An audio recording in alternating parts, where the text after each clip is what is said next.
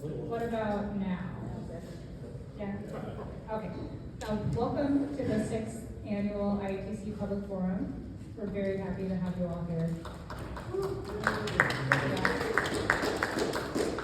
The Issaquah Alps Trail Club has been advocating for lands that define this region for 47 years, and that's actually almost my entire lifetime, which is pretty amazing. And with the increasing pressures our forests are experiencing due to the lack of funding, environmental change, and growing threat of wildfire, we wanted to this year's forum to focus on how we steward our local forests. Hence the year's theme, Building Fire-Resilient Forests in the Issaquah Alps. Now, before we begin, I want to thank everybody in this room for joining us tonight and for supporting the Issaquah Alps Trail Club throughout the year. Last year, we hosted 90 hikes and restoration events with over 800 community members enjoying the outdoors and helping to steward our public lands. Our restoration volunteers worked together to build Issaquah's first Milwaukee pocket forest, clear trails on Squawk Mountain after the 2024 bomb cyclone, and remove invasive species throughout the area. This work isn't possible without you, all donating and volunteering your time, so thank you again. Tonight's forum brings together voices from our state and community agencies and the fire rescue community to discuss how we can protect our ecosystems and neighborhoods for the generations to come. We'll begin the evening with a keynote address from John Taylor, the Director of King County Department of Natural Resources and Parks. And John will be followed by an expert panel featuring Vaughn, the Program Manager and Fuel Specialist for the Washington State Department of Natural Resources, Mike Lasecki of the King County Department of Natural Resources and Parks, and Kat Robinson of Eastside Fire and Rescue. We will open the floor for a question and answer following both the keynote address and the panel. So if you have questions, and I hope some of you do, submit them in the black box at the back of the room. Without further ado, it is my honor to introduce our keynote speaker, John Taylor.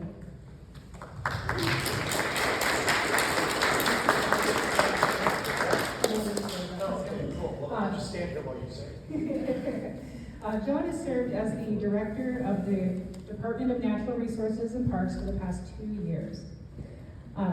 He previously served as the inaugural Director of the Department of Local Services, brought extensive experience and a proven track record in environmental stewardship to his position as the DNRP Director. John oversees a broad portfolio of initiatives including climate action, land conservation, water quality protection, habitat restoration, and waste reduction. Under his leadership, the department continues to implement major programs such as the Clean Water Healthy Habitat, the Land Conservation Initiative, and the REPLUS. How do I say that? That's how you say it. Awesome. A strategy to cut greenhouse gas emissions and transition to a circular economy. He also manages a workforce of over 2,000 employees and the county's largest capital portfolio, ensuring progress on projects like the award-winning treatment facilities and expanded regional trail systems. With over 20 years of leadership experience in public and private sectors, John has contributed to significant environmental and community initiatives, including salmon habitat restoration and participatory budgeting for unincorporated communities. He succeeds Christy True, who retired after 39 years at the agency. He continues in his role to advance climate action, equity, and resource recovery across the region. Please thank me in welcoming Director John Taylor.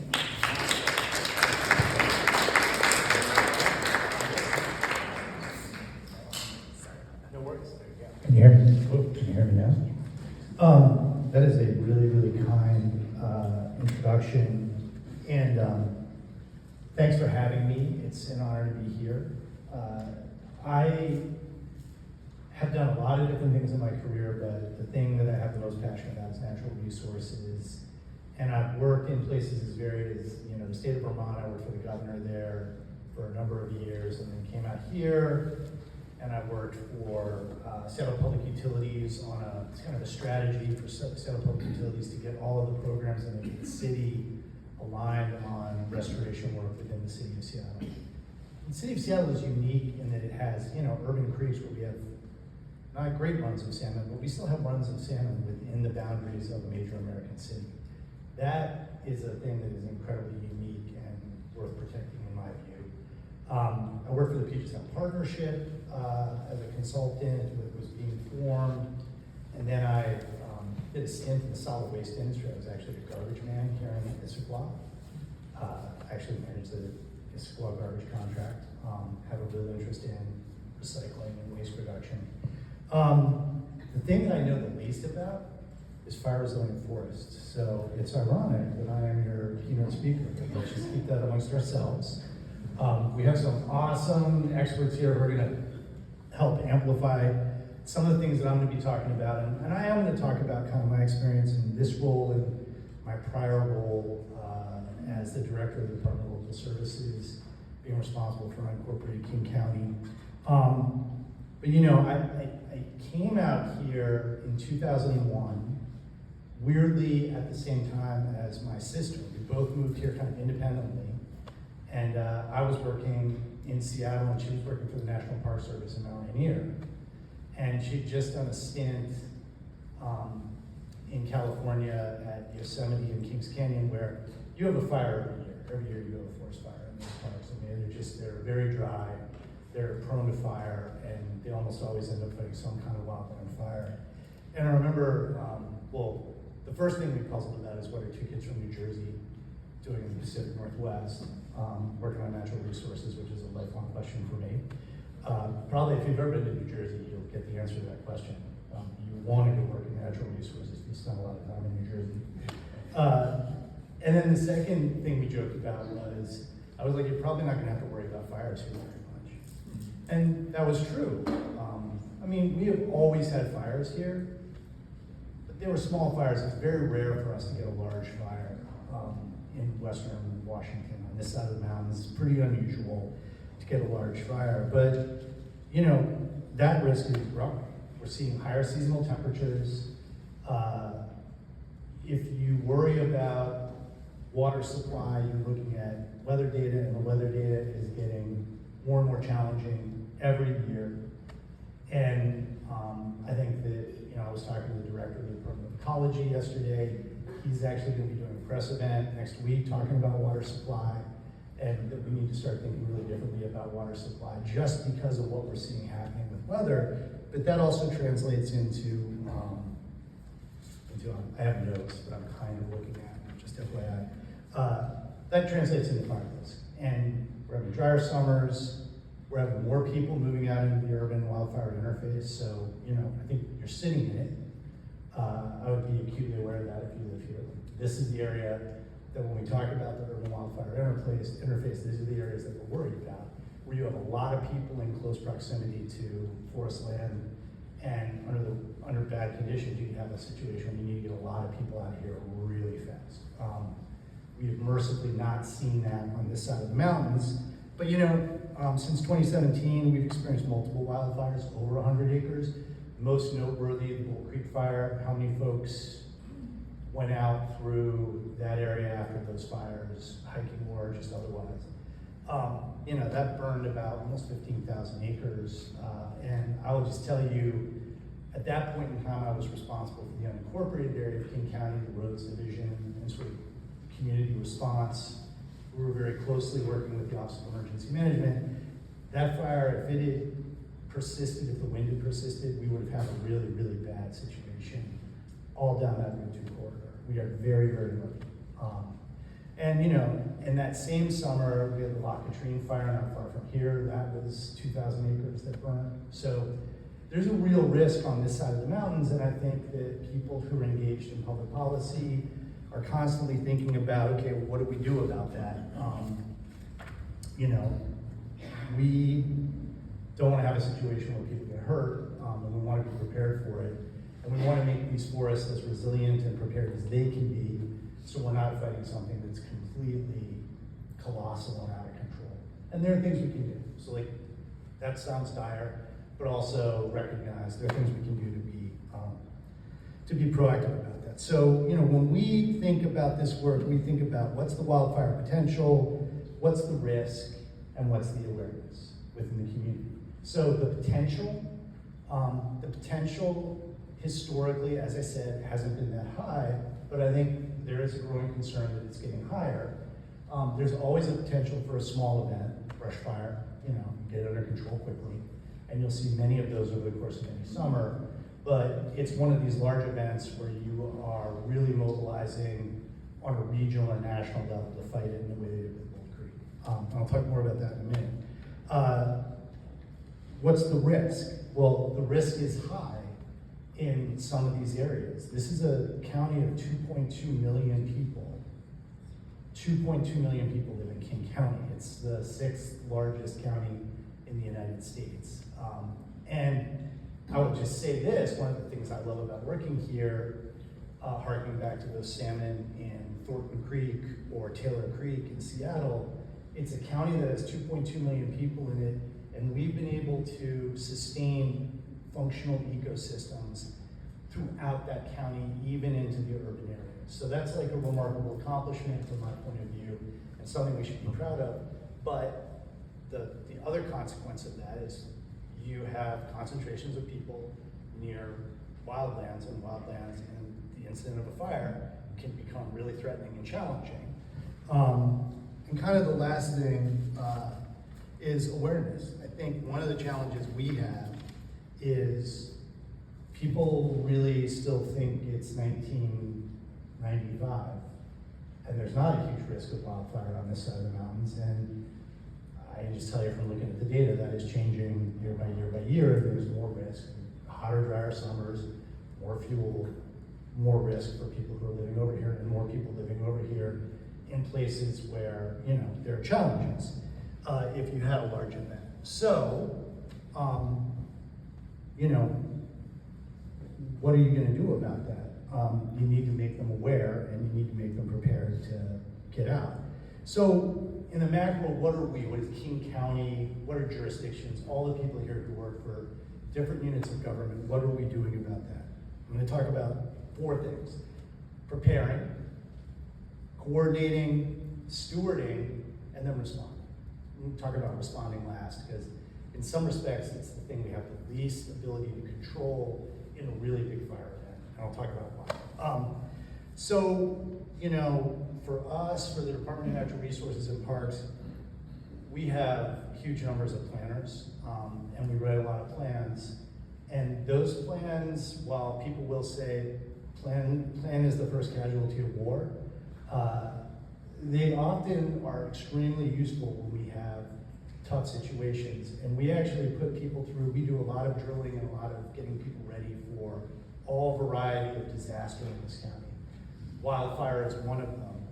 But among those we have a 30-year forest plan, and that guides all of our work as stewarding of the forest that we own. We'll talk about how much we own in a minute. But we do an enormous amount of forestry work out on the landscape as the county, and we work with a lot of private property owners on stewarding their land and provide resources and training to them. So, we have a 30-year plan, and it emphasizes the places where we think it's most important to invest in forest health, and places where we think there's less risk, and they can be let to go a little longer. We have a wildfire risk reduction strategy that we've developed, with all of our partners, many of the people who are represented here today, and that is something that has 12 actions that address wildfire risk at multiple scales. I'm actually reading now. But that plan frames out all the things that we think we need to be doing to respond and be prepared for wildfire. We have a 2025 community wildfire protection plan. So again, developed with a lot of the folks that are in this room, and that identifies and prioritizes ways to protect life and property and the environment from destructive wildfires. So what are the strategies you're going to use to be prepared, and what are you going to do to intervene? And then second to lastly, we have a strategic climate action plan that is adopted by the county council. And that plan speaks to what are the things we're doing to prepare for climate change, forestall climate change to the degree that we can, and then respond to the implications of climate change as they begin to occur. There are many of those: sea level rise, flooding. I think, anyone who lived in Kent or Auburn this winter. I got to deal with that too. I get all the good stuff. But you know, I mean, I've been doing this for 13 years, and I've been through a lot of floods. And that flood event was not the biggest flood event that I've seen, but it was the longest sustained flood event. And that's really what created all the problems. It lasted for 2 solid weeks. The rivers were bank full, and we started to have levees failing. So it's like those are the things that are, you know, as we watch climate change, and you can believe it's man-made or you can believe it's, you know, some natural process, but either way, it doesn't really matter. We're seeing climate change happening in real time, and we gotta be prepared for it.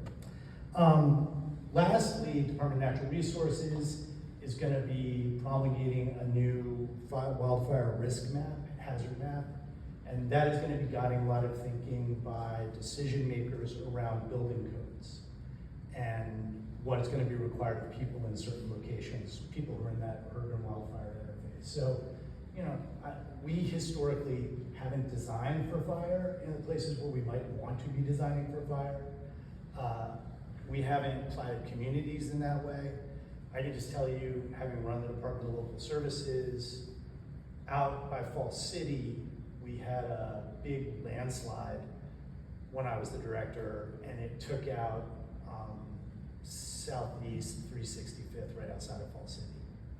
Well, it's a sole access road to like 40 homes. So they were just completely cut off. And we had to build a new road through Campbell Global Land to get people in and out while we effected a repair on the road. We have roads like that all across unincorporated King County, because back in the day when developers wanted to go out and develop a little housing plat subdivision, the county permitting department was like, yeah, sure, go ahead, cut a sole access road.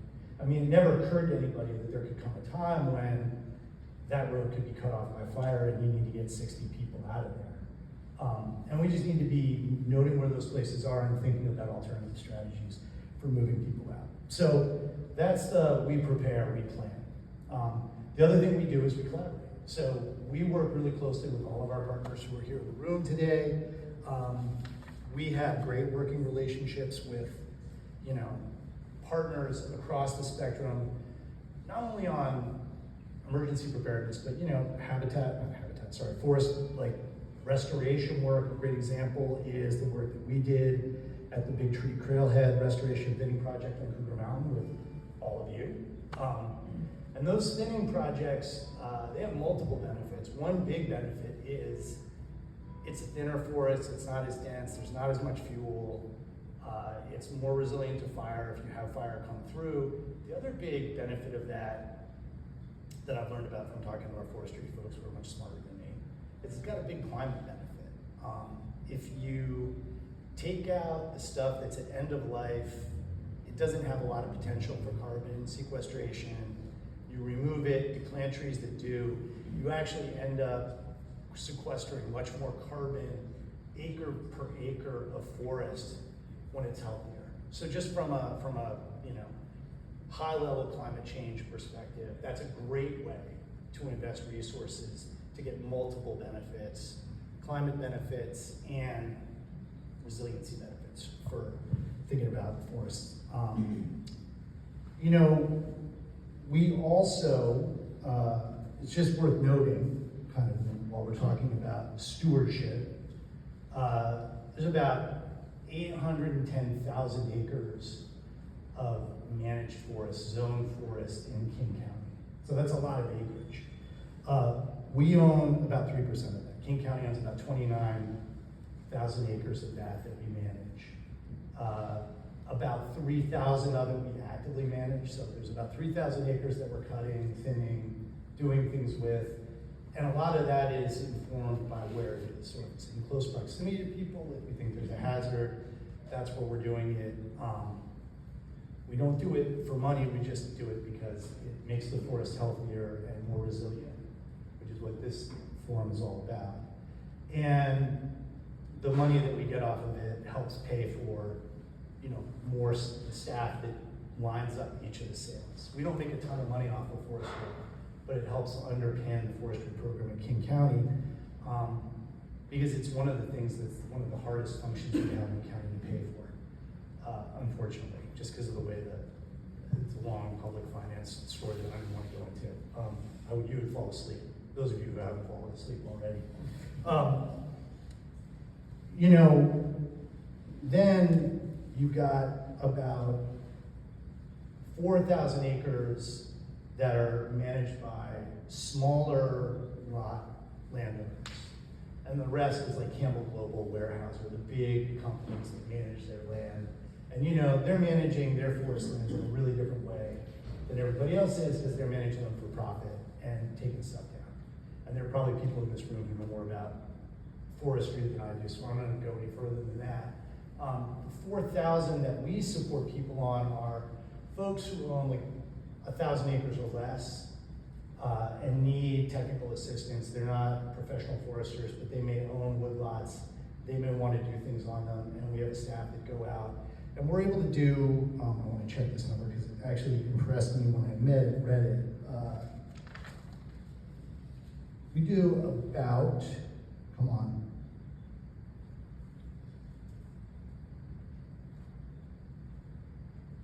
400 landowner contacts a year. So, you know, it's a decent amount of work with folks who are holding forest lands and storing it, you know, on behalf of all of us. They may own it, but that's a resource that we all derive benefit from standing forests. So, I mean, from my point of view, it's great that we do that. You know, and we go into places like Taylor Mountain, which you're familiar with, and we're doing very thoughtful thinning there. These folks may be thinning their property, and then the big companies are doing what the big companies do. And you know, I mean, they are, in my experience, reasonably responsible stewards of those lands. So we also are an active partner with the King Conservation District. How many people here are members of the King Conservation District or have ever taken advantage of their services? All right, there you go. So the King Conservation District, you know, they were created as soil districts, but they provide a huge amount of technical support to landowners, both farmers and forest owners. And they, you know, we deal with folks who are like from 4 acres to 1,000. KCD deals with people who have woodlots that are smaller than 4 acres. And then they also provide a lot of just technical assistance to folks. They run the Firewise program, so they sort of, if you live in an area where you have concern, they will come out and look at your property and be like, yeah, you should cut these bushes back. You should have more rock landscaping and less brush. I have a house on a Libya, and my neighbors think I'm crazy, but I like super hardened that to fire. The gal that, when I bought it, she had put in this massive rock garden, and I moved all of those rocks up against my house. Like the whole house is surrounded by rock now. And it has a metal roof. And you know, when you like, if you look at the places that survived the LA wildfires, Lahaina, almost to one, the houses that survived had metal roofs and had really light landscaping around them. It makes a huge difference if you have a wildfire come through and the survivability of the structures. So just a little tip. And so, you know, we also do a lot of like collaboration with, as I said, our emergency responders. So Mike, raise your hand, he's on your panel. He works for King County DNRP. He's gonna be up there talking and saying things that are more intelligible than things I have to say. I'm providing you a 10,000 foot view, but you know, Mike is our wildfire mitigation specialist, and he's constantly working with the emergency management community. We have DNR staff that are contributors to the Washington State Fire Adapted Communities Roundtable, so that's like a peer-to-peer learning thing. So it's sort of like, that is how we collaborate with everybody and steward. So lastly, how do we respond? So it was interesting to me when we have big disasters in the county, and we've had a few, I mean, COVID being a really good example. We have an emergency operations center that gets activated when we have a big emergency. December floods, full activation of that facility. And, you know, it's available, like, I think they take kids through there. The 911 center is adjacent to it, but it is a big, hardened, state-of-the-art room that has 360-degree huge TV screens so that you can like monitor what's going on the news. It gets a direct tie-in from Guardian 1, which is the sheriff's helicopter. So like when the levee breached in Tukwila, the helicopter was hovering over that levee and we were seeing in real time what was happening on that levee. And we're deploying trucks. I was like, get trucks from Renton down the hill to that thing right now. And we were trying to make decisions about whether we need to bring in more equipment. So when we have a big disaster, we're the ones who are coordinating the response through our Office of Emergency Management. That is not what happens when you have a big fire. When you have a big fire, there's an interagency fire center in Idaho that's broken up into regions. And if it's big enough, and like the Bull Creek fire was big enough, basically they fly in a team that sets up in hours, and then they take complete control over fighting that fire, because that's what they do and they know how to do it. And we will activate our OEM, our Office of Emergency Management, the Operations Center, but they'll be telling you what they need. They don't come to you and ask you for permission to do anything. They just go do what they do. They bring people in. I was struck by the fact, I went out to Skykomish in the middle of that fire to do some canvassing in the neighborhoods, just let people know what was going on. And there's a state airport out there, like, you know, Bandera State Airport right here off of I-90. How many people are familiar with that? Yeah, it's a great place to go run your dog. It's a great place to go, like, ski in the winter. You can cross-country ski out there. The reason those things exist is if you have a wildfire, that turns into a hive of activity. So there were like 3 Black Hawk helicopters out there were fuel trucks. They turned it into basically their operation for the air wing of this firefight that was going on. It's really, really impressive, but it's sort of, as someone who works for the county, it was interesting to me how not involved we were in any of the decision making. They just, if they needed trucks, they would tell us and we would give them things. They were not really interested in what our opinion was about anything, and as it should be. Like those are pros, they know what they're doing. So like, be aware, if you have a fire, that's what will happen in the Issaquah Alps, and they'll probably base out of in there, and that's where you'll see them. So that's sort of the whole arc of, you know, plan, steward, respond that I have, but I didn't want to end on like a downer note, because here's my thing, as someone who's responsible for a lot of land and a lot of people and a lot of natural resources, and trying to solve a lot of what seem to be insolvable problems. Like, for example, salmon recovery and the extinction of species of salmon. And it's true for this as well. We know exactly what we need to do to prevent these things from happening, and we know exactly what we need to do, what investments we need to make to respond to them if they do, and be prepared for it. So it's not a question like it's a big mystery. We know climate is changing. We know there are things we need to do. It's a question of will and getting people aware and making the changes that we need. I am actually, it is easy, without even speculating on people's politics, because that's not my job and I'm not going to do it. You can just get down these days reading the newspaper. Actually, I just dated myself because no one reads a newspaper anymore. But you can look at the news and get down about the state of the world. Yeah, sure, we are facing huge challenges as a nation, as a planet, as a species, but everything that we need to solve all of the problems that we have in front of us, we have access to. We have access to the science, we have access to the technology, we know what we need to do. It's a question of doing it. And, you know, I have a lot of their young people here. I'm probably, you know, I'm gonna go fly fishing pretty soon and be done. And I'm gonna leave this work to other people. Maybe not that soon. But this generation has got, I have a lot of faith in this generation. ChatGPT notwithstanding.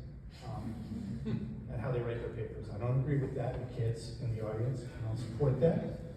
But honestly, I have a lot of optimism about the future, and I think the future can be really bright if we just dig in and do the things we need to do to protect this planet, because they only made one of these. And it's a really precious resource. And to live in this part of the country where you have access to these kinds of resources this close to an urban center is almost unheard of in the United States. And if it's unheard of here, it's unheard of anywhere. The fact that I can leave my office in downtown Seattle and be on the Middle Fork and be catching a rainbow trout in 45 minutes in a pristine water body with an amazing backdrop, that's an incredibly precious thing. And it's to be protected at all costs. So I leave you with that positive note. You're gonna hear on the panel from people way more knowledgeable than me. That is me kind of giving you a high-level policymaker's perspective on a bunch of different things. So, and if you have questions, I'm happy to try to answer them. And I'm happy to answer any questions you have. They don't have to be fire-related. Please don't ask me fire-related questions. The portfolio of the Department of Natural Resources and Parks is broad. So if you want to talk about wastewater treatment, land conservation, we spend $100 million a year buying land and development rights in King County. Of that 800 some odd thousand acres of forest land, we own development rights on 145,000 acres of that. So we own 29 in fee, but we own the development rights on the rest of it, which just means you can't turn that into whatever you want to turn it into. So happy to answer questions, but that thus endeth my remarks, such as they were. I hope they were okay.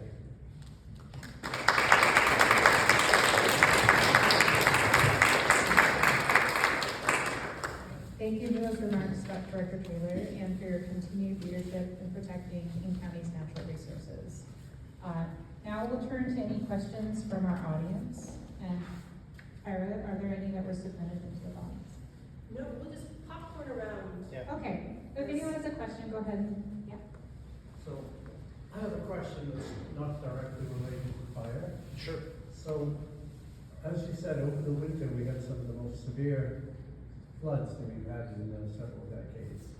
And just trillions of gallons of fresh water flowed down Saskatchewan, Seagull, out into the ocean.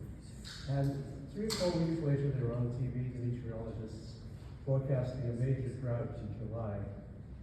That doesn't seem right somehow. Yeah.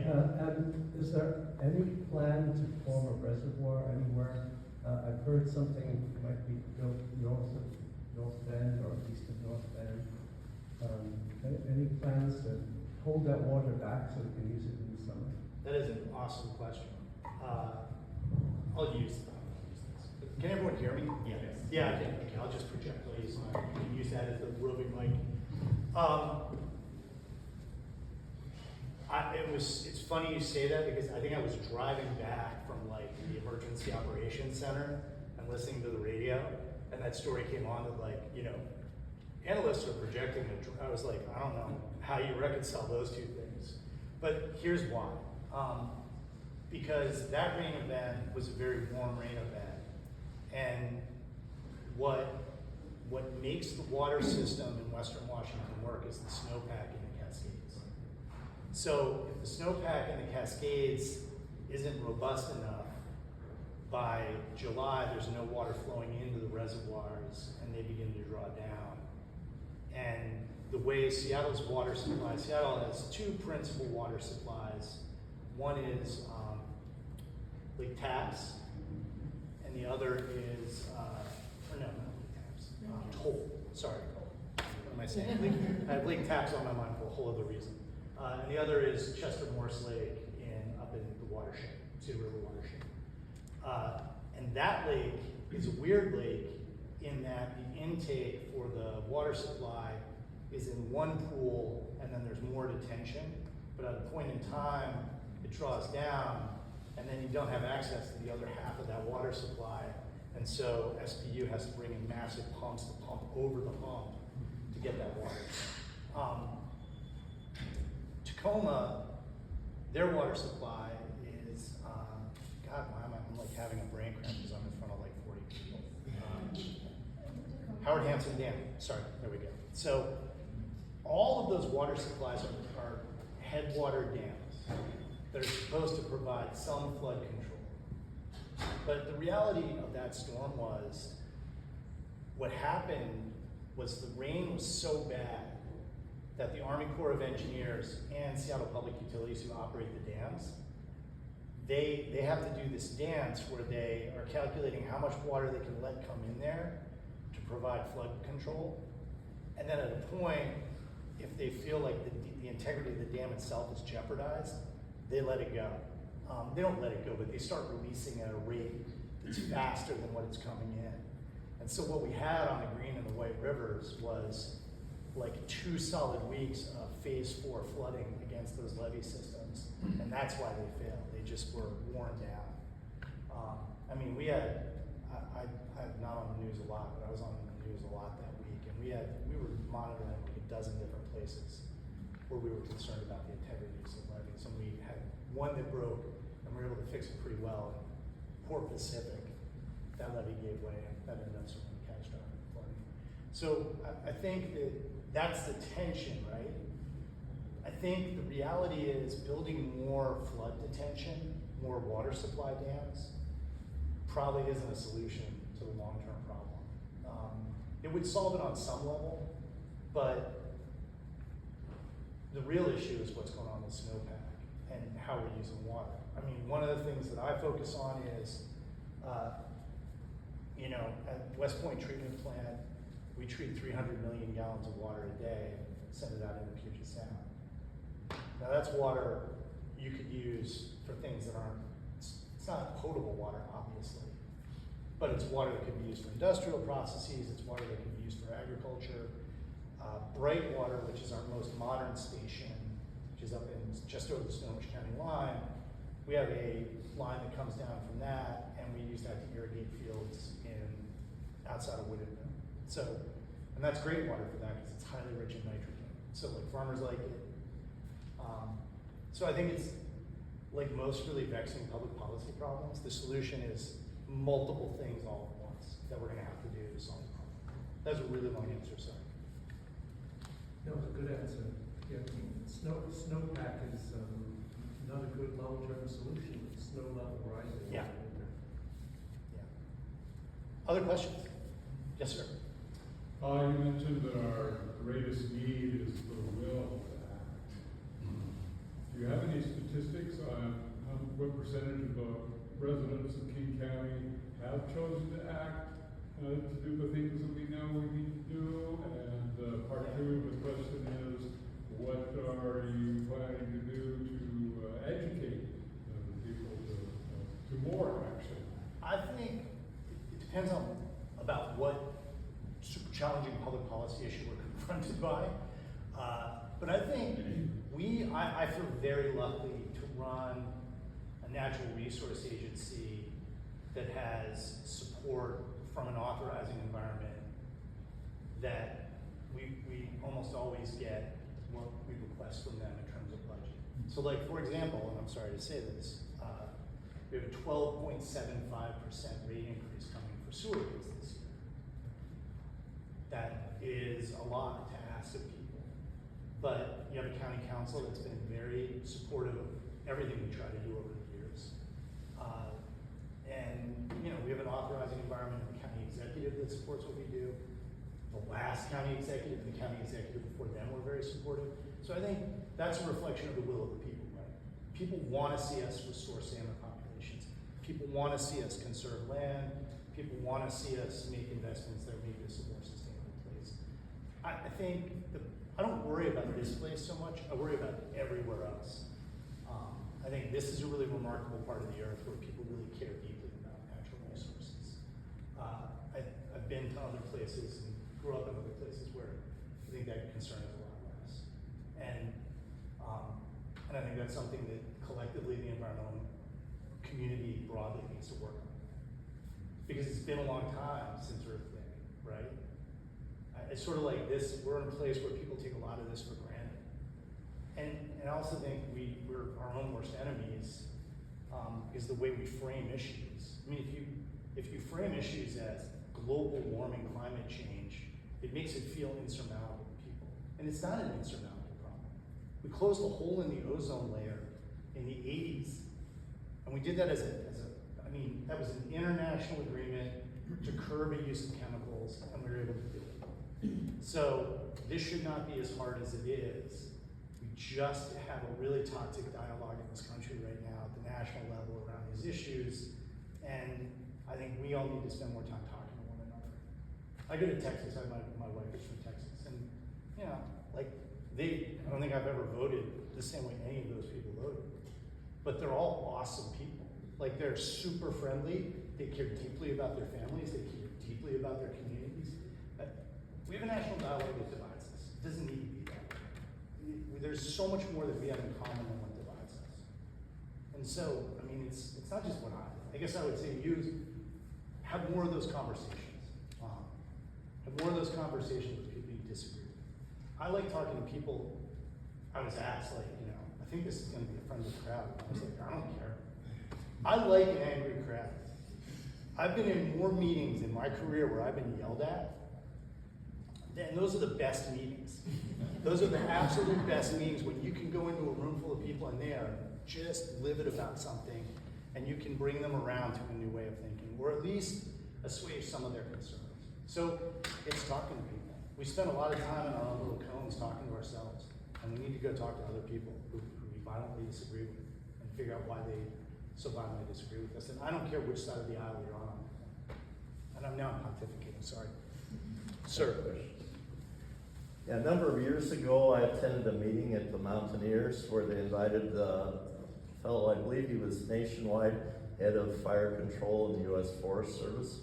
And he said he'd been talking to deaf ears for years. I'm not sure what's happened since then, but he lives near Wenatchee, and he showed a picture taken around 1933 of the hills around Wenatchee, and there were stands of trees separated by areas where there were no trees at all.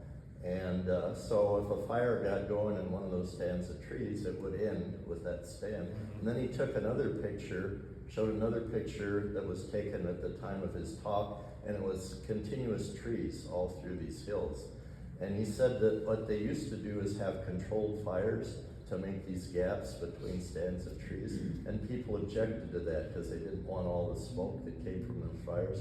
And the result is we have these giant fires that make a whole lot more smoke, and things are much worse.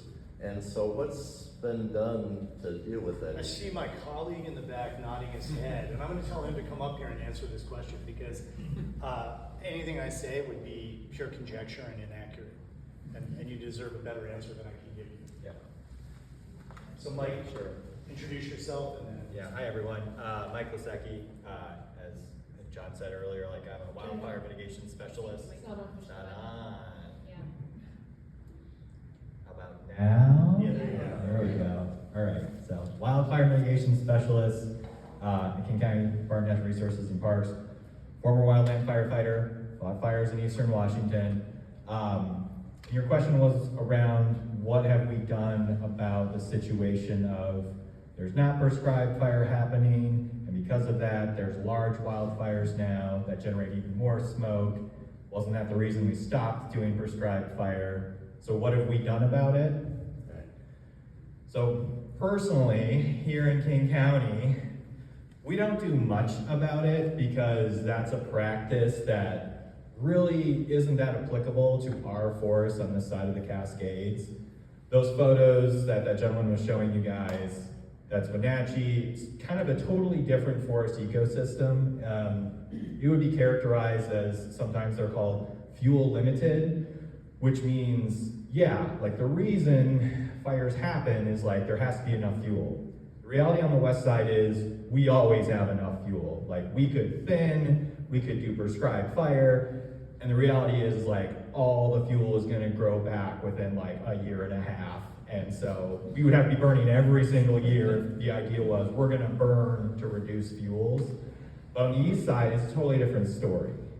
And I'd say like, you know, what do I personally do, like outside my job at King County, is like, I advocate that like, we do need to have reforms around like air quality, like policies, because that's what makes it so challenging today is some of the policies and regulations. It's not just social pressure of people saying we don't want to see smoke. It's the air conditions that have to be present to legally burn are very narrow, and you're always sort of at the whim of weather. And so there's a lot of work that's been happening at like the state legislator level, a lot of local conservation districts. There's organizations called public burn associations. I think Kat's participated in a couple of their trainings. Like, these are people like you who live in these places like Eastern Washington that want to burn because they recognize on the east side, it's a really powerful tool to controlling wildfire. It's a really powerful tool for restoring like healthy forest ecosystems on the east side. And so they are talking to their legislators. They are advocating for changes, you know, in state level policy that would make it easier to do more of this really good prescribed burning that's beneficial not only to, you know, wildfire control and ultimately less smoke, because if you can control when you burn, you really can control the volume of smoke that gets generated versus waiting for a very large wildfire that releases a ton of smoke. So, does that answer your question, sir? Yeah. that's More or what I less. said. Or Well, back to Jim. my concern is, I lead hikes, I lead about, or I schedule about 85 hikes a year, and I lead about half of them. And I remember, I think it was 2017, I look at the smoke meter, the air quality control index, and there was a period of time, almost every weekend, there was no place you could go where there wasn't smoke all over this place. And it's because of these giant fires. You know, if we just had little fires, it wouldn't be so bad. I mean, I'll just say, as a point of personal privilege, again, child of New Jersey, don't blame me. But they had a wildfire in New Jersey last year. I mean, I don't even know what was burning, because I don't know what's left to burn. They haven't paid. But I mean, it was actually, in all seriousness, this is a significant wildfire in the north. They sometimes happen in the south, where there's a lot of there's pine barrens down there. But you know, places are burning. There's a wildfire in Georgia right now. It's just the smoke we had from Quebec and Ontario in the middle of the country on the East Coast last year. I don't remember that, and I hate being this guy, but like, I never had that when I was a kid. I mean, we also didn't have seatbelts, so, you know, some things are worse, some things are better. All right, I'm done. All Am I right. done? Are you cutting me loose? Yeah, thank you very I'm much. gonna hang around, for the panel, and I'm happy to talk to anybody. All right, well, Thank you very much.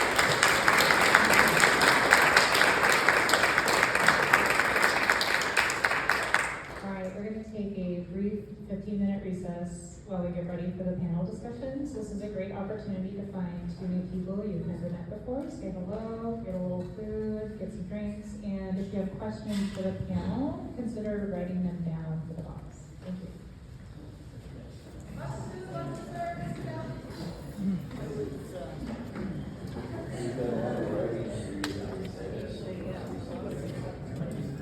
He is very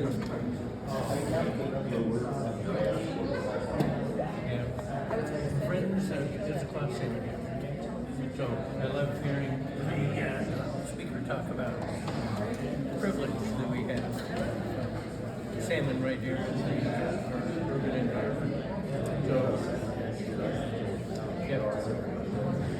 Right.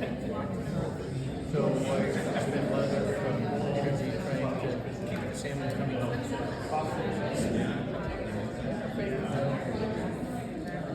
This t-shirt doesn't say that.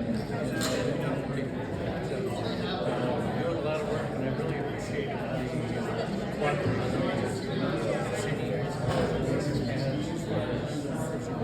as far as King County is very active that way. We do.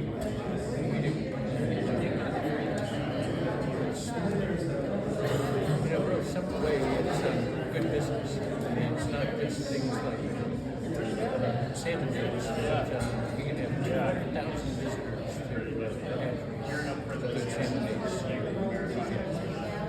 Brings a lot of business here. Yeah, So, not very very interested in maintaining, make sure that keep I think you're gonna need a lot to start learning. it's not enough. Yeah. Yeah,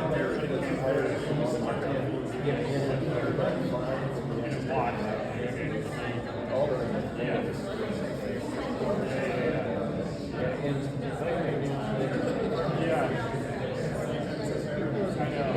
rather like if you're building in a split go to the next plane and your flight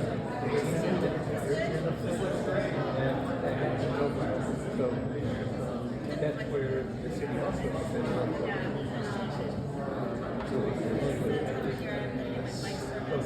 kind of like where all the laws in the city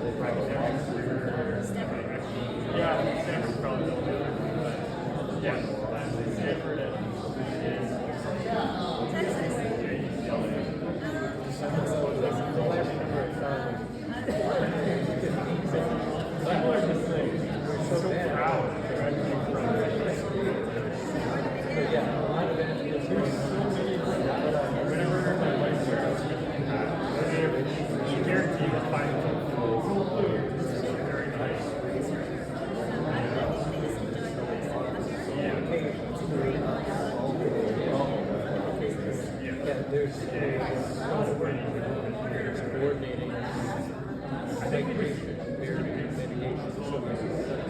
trying to get these barriers. Our support programs are strong. Here and it's already but very little of that. The thing that's really obvious is the construction is really done right now between first part of the state. So you have to wiggle around.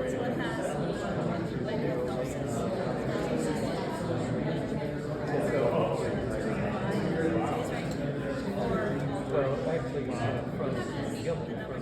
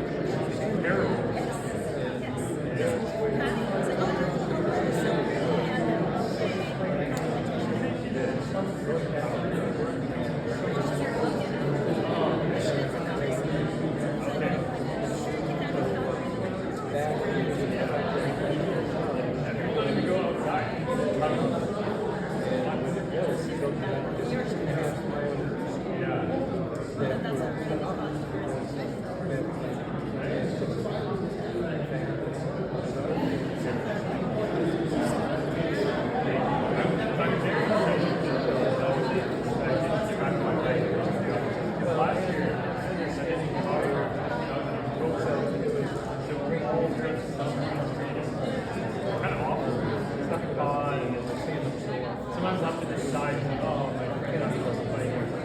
like, have to run. So a lot of times I'm off. I'm excited to discover. Yeah.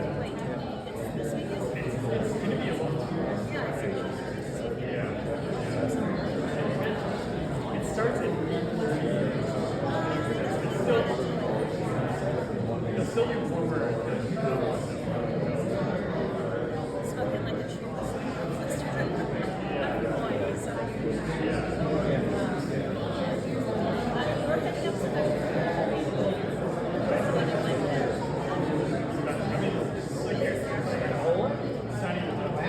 We're heading up to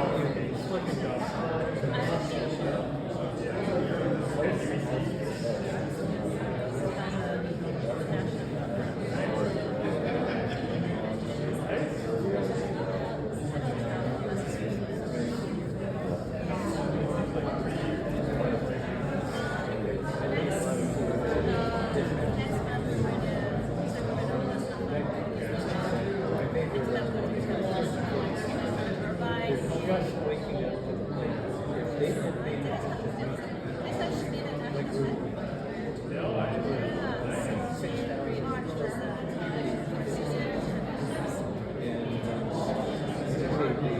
6,000.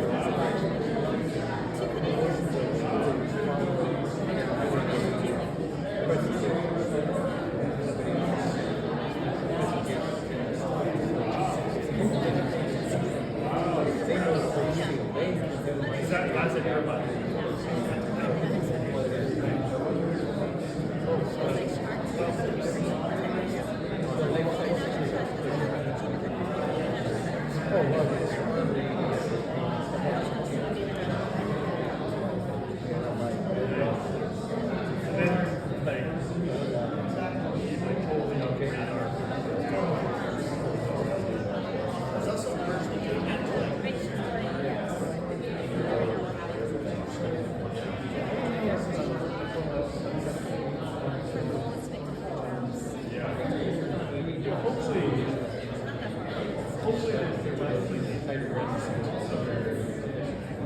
I think that's what I'm saying. Everyone needs to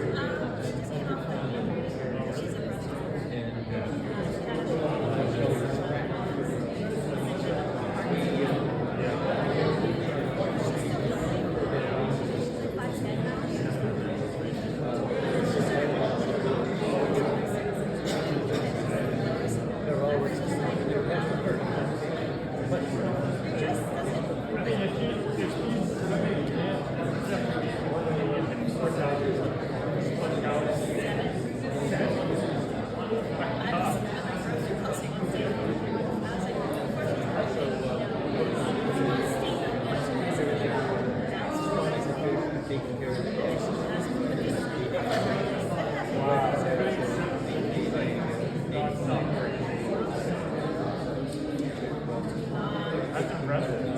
Wow.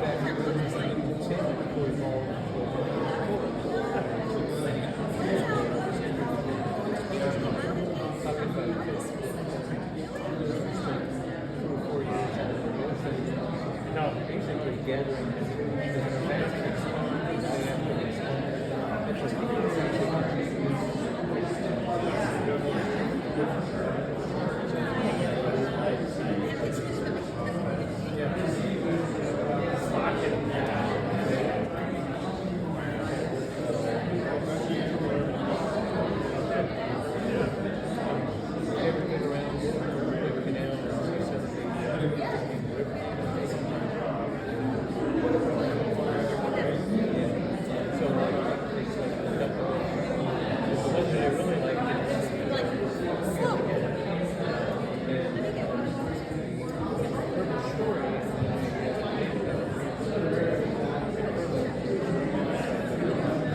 All right, 5 more minutes to the most. Reconvene. Feel free to grab beverages. We have more sparkling waters. We have so many cookies. More Thai food. and they would respond Next to your dog. and they use the local name. Stinky sucker. Okay. Now you know stinky sucker. You know, I don't want to answer questions with them.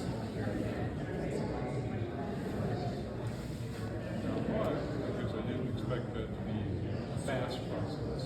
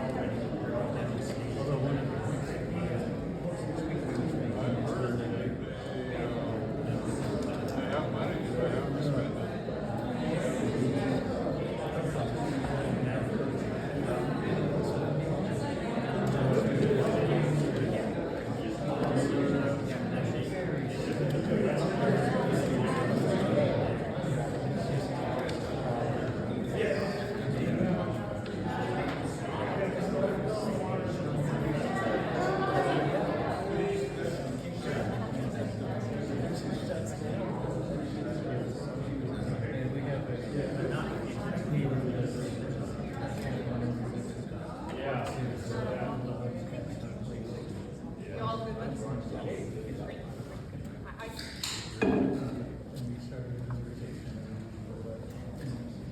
right, everybody, as you see, we are ready to get started on the panel, so if you could please filter your way in. Our three panelists bring deep expertise in wildfire management, forest fuels, land stewardship, and emergency response. And we're honored to have them join us tonight. Please join me in welcoming Vaughn, the program manager and fuel specialist for the Washington Department of Natural Resources, Mike Lasecki of the King County Department of Natural Resources and Parks, and Kat Robinson of Eastside Fire and Rescue.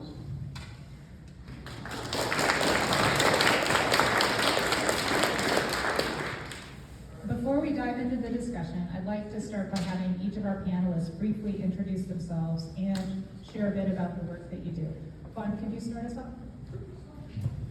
All right, good evening, everybody. My name is Vaughn Cork. I'm the Fire Regulations Program Manager for DNR. I started in wildland fire in 2003, so this is 23 years of fire experience for me for this year. I've worked all over the western U.S. For various agencies, BLM, National Park Service, Forest Service, and now I've been with the state since 2018. My job right now is a lot of burn permitting and fire prevention, but also fuels predictive services, so looking at fire danger and making fire danger plans for our cooperators and our own units across the state. Spend a lot of time crunching numbers now and not a whole lot of time digging into dirt anymore, but still get out and do that every opportunity that I get. Hi everyone, Mike Lasecki, saw me before, King County Department of Natural Resources and Parks, where I work as a wildfire mitigation specialist and a stewardship forester. So like, what does that mean? What do I actually do? I'm part of like a very extensive team at King County Department of Natural Resources and Parks that's responsible for managing and stewarding a lot of the county's forest lands around here in the Issaquah Alps and all across the county. So specifically my role is around sort of helping internally our forestry team members sort of plan and execute stewardship projects and adding in a component to their work that also takes into account like what can we be doing to mitigate wildfire risk on the properties we're responsible for. My other sort of hat that I wear is as a stewardship forester. I'm going out and meeting a lot of private small forest landowners, as John was describing before, helping the small forest landowner kind of understand what's going on their property, helping them develop management plans, helping them sort of find and get connected with the resources to implement those management plans on their private small forests. Before I came to the county, I worked at King Conservation District for like 9 years. I ran their wildfire mitigation program there, worked as a forester there, worked as a farm planner there, wore a lot of different hats at KCD. And then prior to sort of my work at KCD, I've been here in King County for like 12 years, but before that, I worked doing wildland firefighting, doing ecological restoration work where I was using prescribed fire a lot, and then also did forestry work kind of similar to Vaughn, like a lot of different places from Wisconsin, where I grew up, to eastern Kentucky, to New Hampshire, Arizona, fighting fire in eastern Washington. Got the whole tour of the United States. So that's me. Hey everybody, I'm Kat Robinson with Eastside Fire and Rescue. I am the emergency coordinator and wildfire mitigation specialist. So I wear a number of hats there. My path to the, well, I'll start with this. What I do with Eastside Fire is emergency management, both internally to support our operations and externally to support our city partners. Many of you probably live in our service area, so I'm working for you. As a wildfire mitigation specialist, I work in a number of ways. I put together the wildfire mitigation program. I see some faces out there of homes that I've assessed, and I have heard some great stories tonight and earlier about the work that's been done based on those assessments. I'm very excited, and thank you to everybody who does that, and I'll speak more to that later. I also do a lot of outreach and a lot of work with policy around wildfire mitigation, and we'll talk more about that tonight. My path to this point has been a varied one, but one that was really fun. I started off life as an entomologist and field biologist. I spent a lot of time in the forests up and down the West Coast and in South America doing entomology and wildlife research. Then moved into education, taught biology and other sciences, and then I taught emergency response in a local school district here. And then as I was doing a lot of work in emergency management on the side, I decided to make that my full-time focus, so moved out of education and into emergency management. And then Eastside Fire was looking for someone to get these programs started, and so that brought me here. I do work with Prescribed Fire, which Mike mentioned earlier.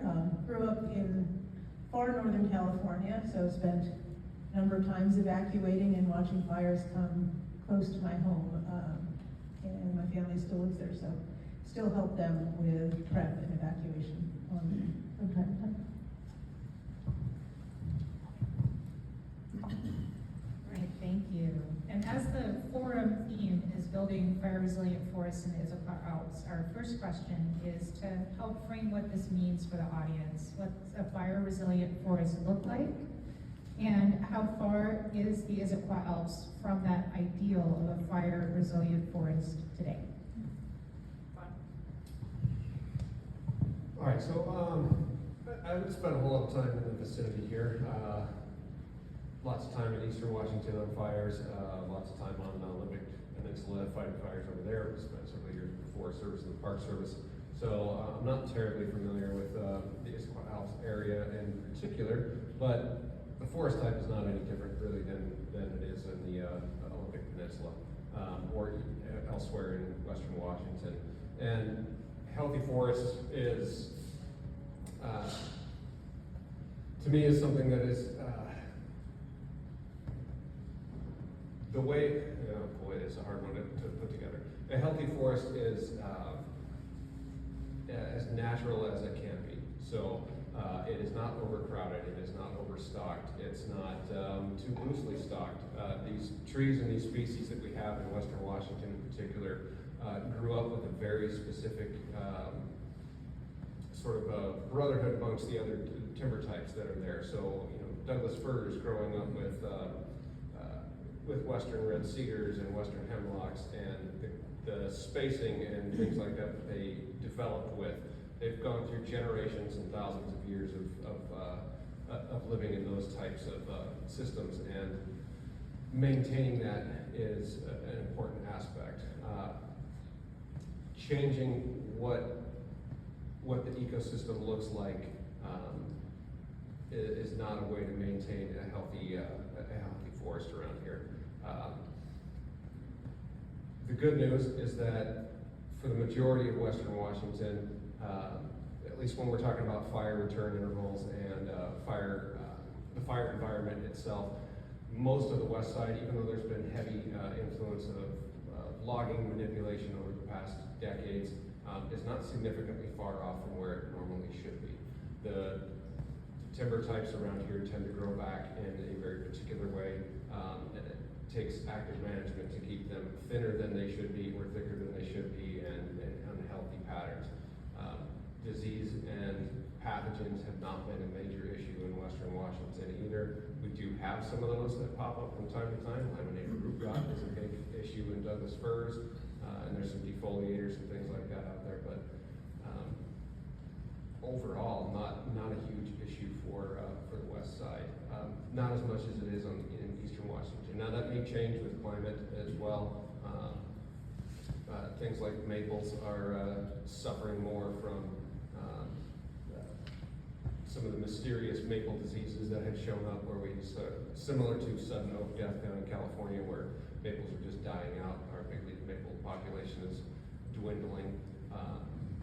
Things along those lines may shift the balance, but at least for right now, things are relatively healthy as they are. And I think that'll be enough rambling on that topic for me. Yeah. Yeah, I concur with Vaughn, and I guess, you know, I saw this question, my initial response to it was, well, it depends. Like, it really does depend. Like, what does a resilient forest look like? It depends on where you are, because a fire-resistant, resilient forest in eastern Washington is gonna look different from one in California. And that one's gonna look different from one in Colorado. And the ones here in the Issaquah Alps are gonna look different from all those other ones. Like, really what determines, like, what does a resilient forest look like? To Vaughn's point, it depends on that local forest ecosystem and the local climate that ecosystem evolved with. So, you know, if you're thinking like, well, okay, like what's a good example around here? I think a great example of like what fire-resistant forests in this lowland Western Washington area looks like is the Cedar River watershed. That's a really large forest, super diverse in terms of like species makeup, age classes. There's not a lot of invasive species there.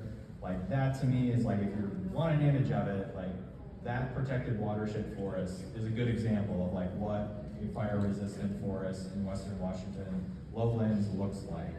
And, you know, I think also, you know, talking about forests, but I think another important component is our human activities, the developments, built infrastructure within our forests or adjacent to them. These are also like really important things. And so I think a resilient forest is gonna have those human built things are gonna be well managed to, number one, prevent ignitions from occurring in that forest, but also they're gonna be well managed to sort of resist igniting in the event there is a wildfire. I think that's an important component. Like we shouldn't just think about there's the forest and then there's us and our communities.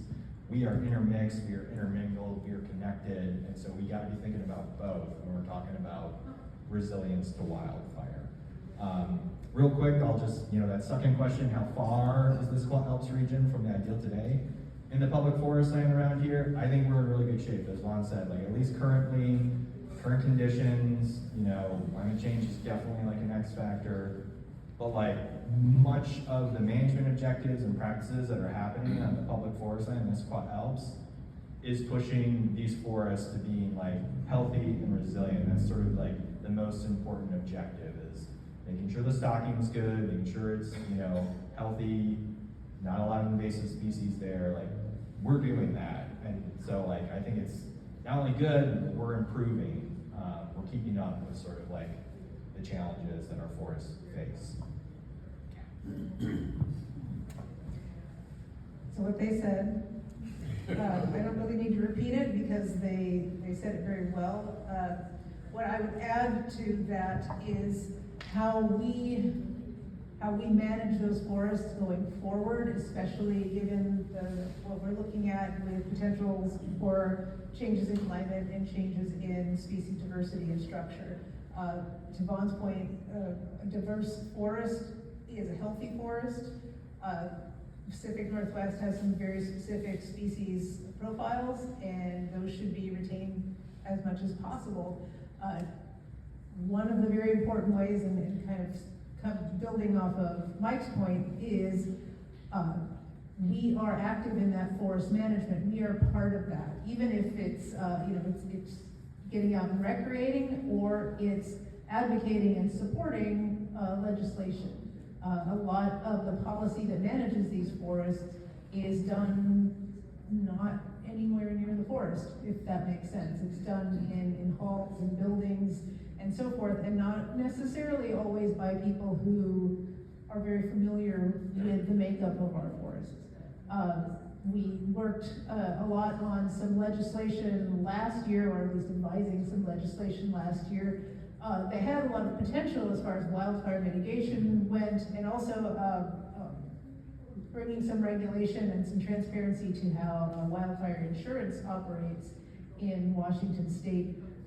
But one of the big pieces of that effort was to bring in management ideas from other places, other states.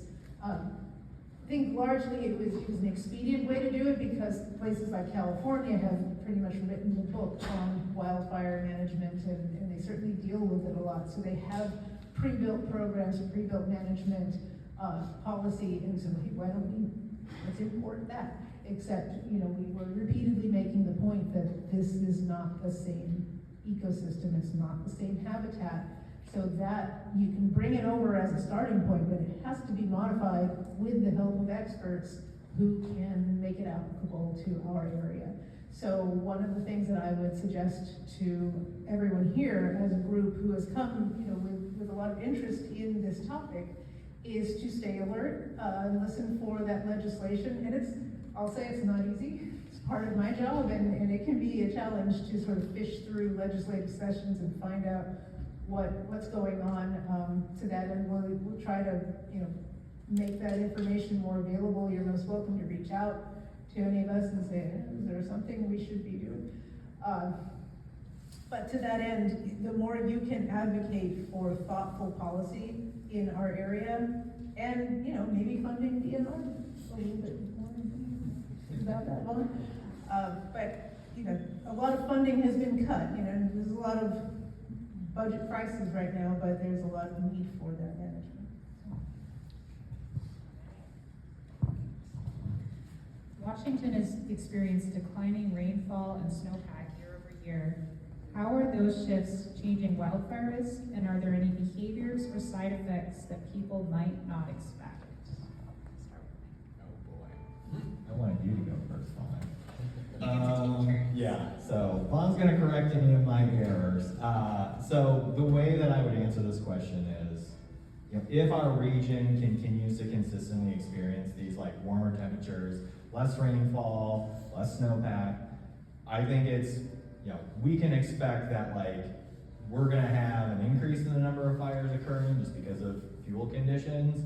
But I think also, if we see this over the long term, continuing these trends, we will probably see, and Vaughn's gonna correct me if I'm wrong, an earlier start to our fire season, and that may translate into a longer fire season, specifically talking about here in Western Washington.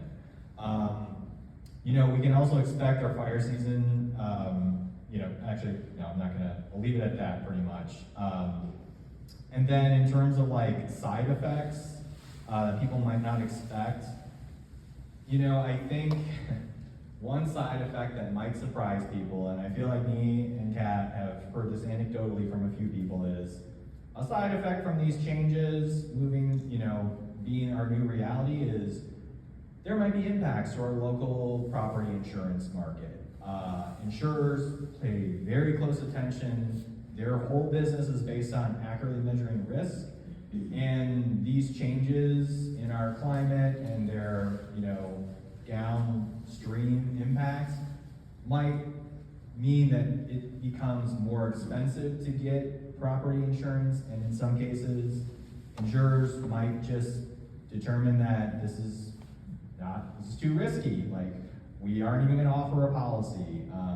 That's obviously been happening in a lot of other places around the West. We haven't really experienced it at a large scale on the West side, but I've definitely heard from some people they're experiencing that.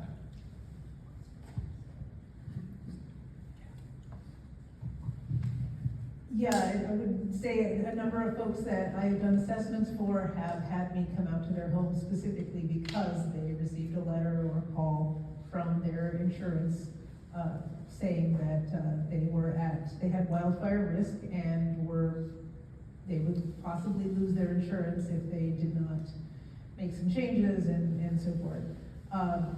Unfortunately, the way the system is set up in Washington State, so I did a lot of my training with CDF in California, or some of it, and California is a very top-down policy, or program rather. There is policy in place, so when somebody goes out to inspect your property and give you a mitigation assessment there, what they're handing you is, here's the things you need to do them. Because you're out of compliance, and they have a law to support that enforcement. Here we're working from the ground up, so we'll go out and do an assessment and say, here's the things you should do. I sure hope you do them. You know, so, and a lot of folks do, you know, some of these mitigations can be cost prohibitive, but anyway, I'm kind of going down a rabbit hole. That's to say, insurance doesn't necessarily recognize the work that we do or the work that you do on your home. If they've made a decision, sometimes there's not a lot you can do. That's what the legislation that was in session last year and this year actually was about. Unfortunately, did not pass, but we're working on it. The other thing that I was going to say as far as behaviors or side effects that you might not expect is a shift in behavior. And I think that's something we all experience, you know, in a number of things in our lives, is, you know, the way it used to be can be hard to let go of. And so, you know, I was talking to a community recently about wildfire, and it's a community that floods regularly. And their response kept going back to, well, my house is surrounded by water all, you know, when it floods. That's not when the wildfires are. So when the water's not there, there's potential wildfire risk. Yeah, but we flood. Okay. You know, so it's a slow conversation, right? And you know, it's fun. Actually, it's kind of fun. It's a fun conversation to have. It's getting folks to see that change, and I think John spoke to that a little bit earlier as well. So getting that perspective to see the changes that are happening, and really tonight is a good example that there's folks out there that see that and want to be part of that conversation. So this one's a little bit more in my wheelhouse for sure, but Mike hit this one right on the head, and Kat had a pretty good example there of like personal behaviors changing towards fire recognition and things like that. So as snowfall and snowpacks diminish, you know, we tend to see our snowpacks and our fire seasons go on a varying scale, right? They look kind of like the groove in a record, going up and down. What our fire danger's at, what our snowpack is, what our rainfall amounts are, and they are definitely trending towards more extreme fire seasons and lower snowpack, lower rainfall amounts. It's critically important duration and timing for some of those events too. If we get snowfall, if we get rain at the right time in the right portions of the year, it can have a major impact, and we've dodged a couple of bullets in the last few years because of that. 2005 in particular was another season that had snowpack that looked as dire as this year's does. But we ended up with a lot of late spring precipitation and early summer precipitation that kept the fire season pretty meh all year long. Nothing really happened. 2015 was another analog for the way our snowpack looks this year, and it was the worst fire season Washington's ever had. In that particular year, we ended up with hot and dry weather following the snowpack issues, and so made major problems with that. Overall, though, the snowpack, it does a lot of different things for us besides keeping reservoirs full. It keeps those seasonal creeks full, which when we have fires on the landscape, if those seasonal creeks still have a little bit of water in them, those riparian areas help to naturally contain fires and stop their spread and provide a lending hand to the fire crews that are on the ground. It keeps the high elevations unavailable for lightning fires through a longer portion of the year. So as those places become exposed sooner, what we are going to see is earlier fire seasons, later extended fire seasons, more severe fire seasons. And unfortunately, more people on the west side becoming accustomed to what fire season really looks like, which is something that a lot of folks on this side of the mountains, unless they're from California or come from other places that are fire prone, I don't think are very used to. So as far as, let's see, what was the last one? Behaviors or side effects. Yeah, I think you hit them right there, that with more people recognizing the impacts of fire and taking the time to do that. There's a lot of people out there that had never experienced smoke like we had in 2020 and what were the other years we had, 2017, I think, that were pretty nasty smoke years. Had never experienced that before. And it really opens a lot of people's eyes to it can happen here, and it's just kind of a matter of time. DNR is releasing its wildfire hazard maps this year. What do those maps actually tell us? How will this impact land management decisions? And in particular, how do you approach your role as a steward? Start over.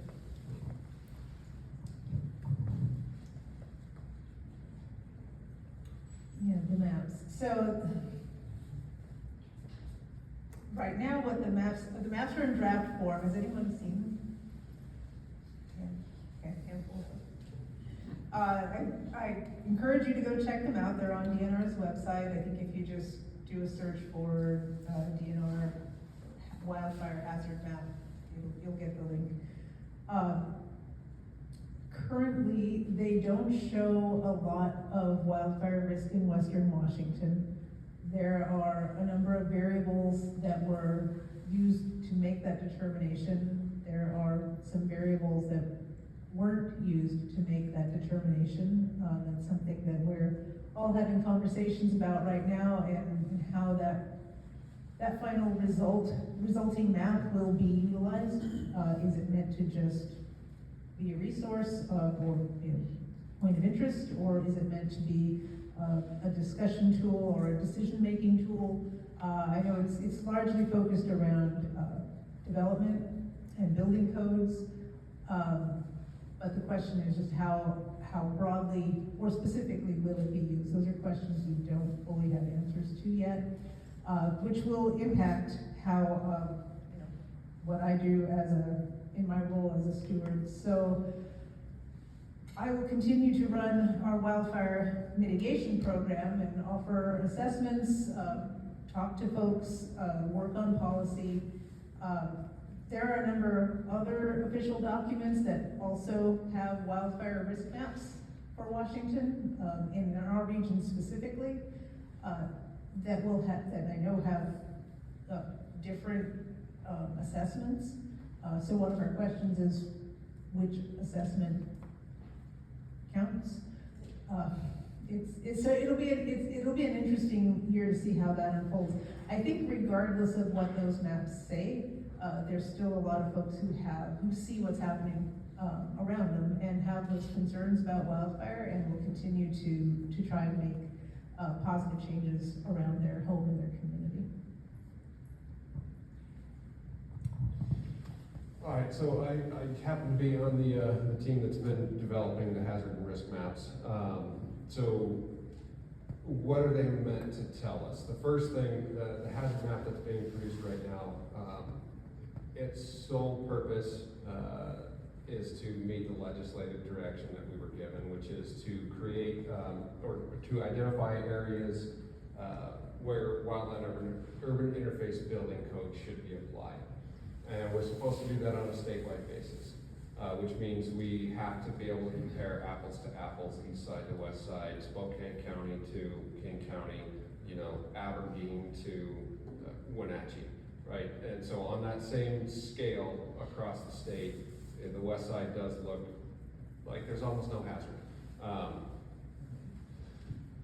That's the official urban interface building code version of the map. We're also working on, we have all of the raw probabilities for how often fire occurs all the way across the state. And that's something that we're hoping that we can turn into tools for counties to use, especially west side ones, where you can actually turn that into a relative hazard, relative risk, where you're comparing, what you have here in King County to what is in King County, and what is in Pierce County to what is in Pierce County, and so on and so forth. Where we're not looking at this area here as compared to Chelan, because it's never going to have the same amount of hazard, never going to have the same amount of risk when we have those super fire prone ecosystems on the other side of the state. There's multiple parts to this, so I gotta double check here. The risk map in particular, when we come out with that, that's not intended to be out until probably December. So there's a lot of factors that go involved in the risk map itself, which is, what, besides the likelihood of fire, how intense would a fire show up, be if it occurred, and then what factors are actually at risk.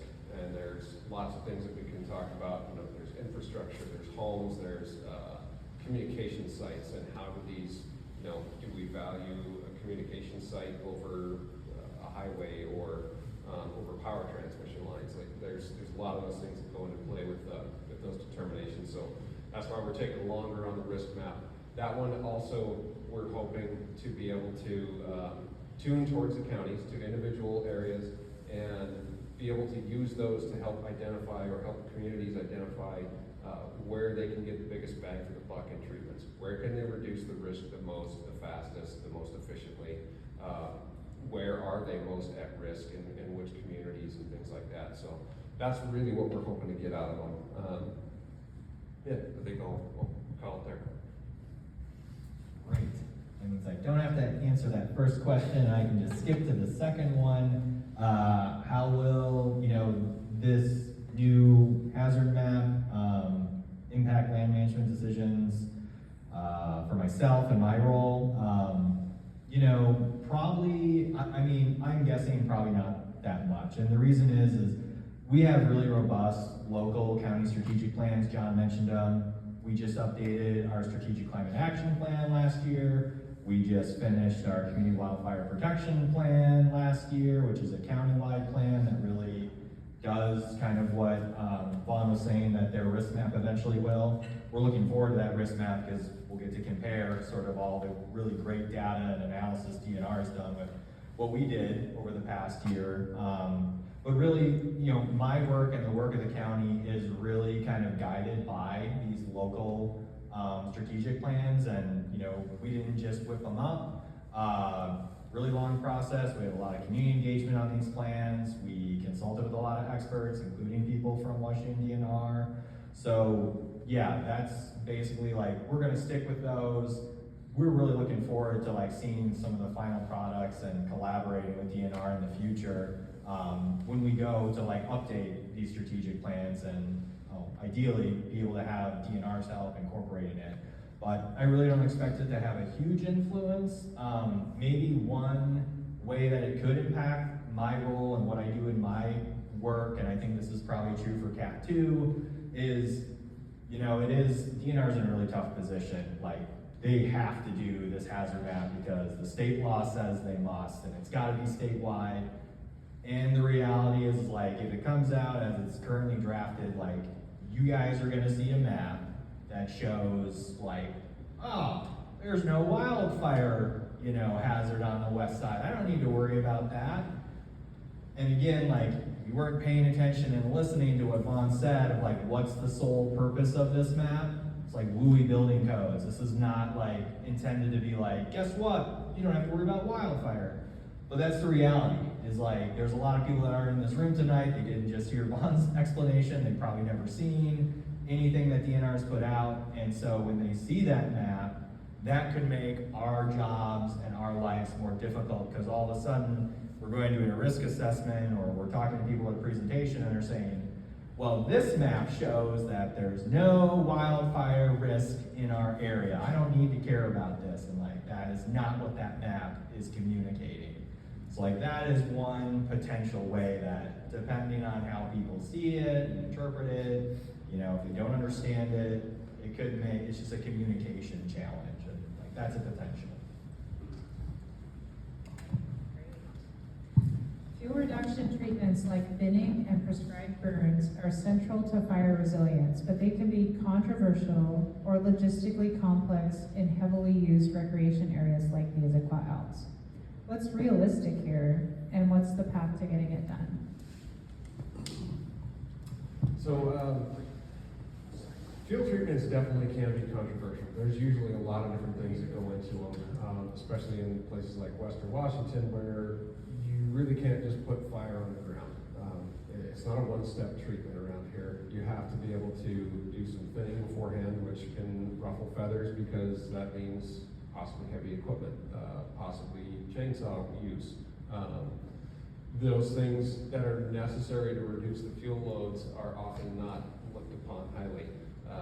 And there's a lot of times that agencies, whether it's DNR, Forest Service, anybody out there, gets accused of logging and trying to earn money off of things when we're trying to do habitat restoration projects, because you can't move that kind of material without heavy equipment.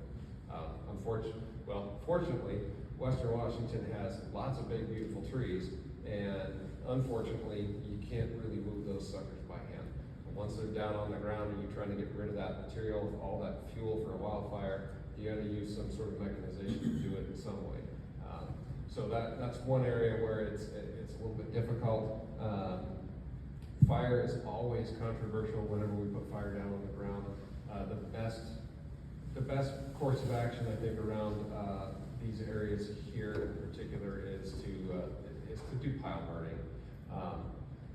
These forest types are not accustomed to broadcast underburning. They basically die when you put fire around the roots.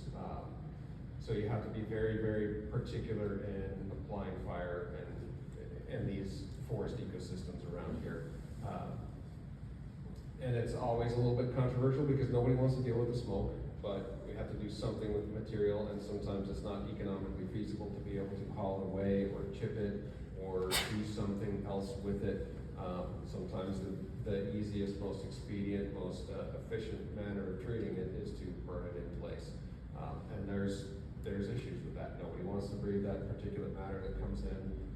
It causes headaches and sore throats, and folks with asthma are sensitive to it. And that is always difficult in an urban environment to be able to balance those as much as possible.